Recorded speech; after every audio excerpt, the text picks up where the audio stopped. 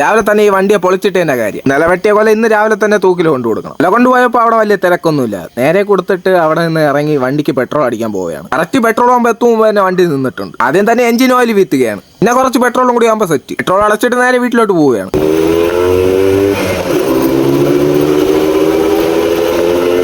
ഇത് പൊളിക്കാനുള്ള കാരണം മറ്റൊന്നുമില്ല, ഇതിന്റെ ഹോണ് കേൾക്കുന്നില്ല. ആദ്യം തന്നെ ഇതിന്റെ ബാറ്ററി വെക്കുന്ന കൗള ഊരിയെടുക്കുകയാണ്. കൗള ഊരിയപ്പോഴാണ് മനസ്സിലായത് ഇവിടെ ബാറ്ററി ഇല്ലെന്ന്. ഇവിടെ ബാറ്ററിക്ക് വരെ 4 വയർ നിൽക്കുന്നുണ്ട്. അതിൽ നിന്നും ബാറ്ററിയുടെ വയർ ആദ്യം തന്നെ കണ്ടുപിടിച്ചത് ഇൻസുലേഷൻ ഊരിയിട്ട് ഇളക്കി എടുക്കുകയാണ്. ആദ്യം ചെക്ക് ചെയ്യാൻ പോകുന്ന ബാറ്ററി ചാർജ് ചെയ്യേണ്ട പവർ വരുന്നുണ്ടോ.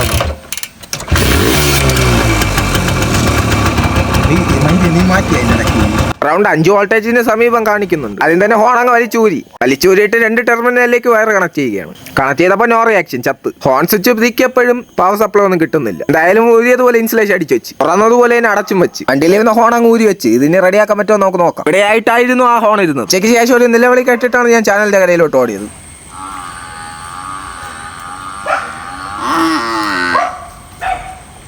വിഷ്ണു മച്ചാന്റെ പോത്താണ്. വിഷ്ണു മച്ചാനെ കാണാത്തോണ്ട് കരയുന്നതാണെന്ന് തോന്നുന്നു. വൈകുന്നേരം ആയപ്പോൾ സപ്ലൈക്ക് ഒരു സാധനം വാങ്ങിക്കാൻ എത്തി. അവിടെ നിന്നപ്പോഴാണ് കാർ ഇടിച്ച് കയറിയ സ്ഥലം അത്രയും പൊട്ടിപ്പൊളിഞ്ഞ് കിടക്കണുണ്ടാവും. അതിന്റെ കുറച്ച് ഇപ്പുറത്ത് കുഞ്ഞുട്ടനും ഉണ്ട്. ഒരു അറവാന നിറയെ കച്ചവടത്തിനായി കൊണ്ടുവച്ചിരിക്കുന്ന റംബൂട്ടാൻ. ഇന്നത്തെ കാലത്ത് റംബൂട്ടാൻ ഇല്ലാത്ത വീടുമില്ല. ഞാൻ പിന്നെ വീഡിയോ ഇഷ്ടപ്പെട്ട് ഡോണ്ട് ഫോർഗെറ്റ് ടു ഫോളോ.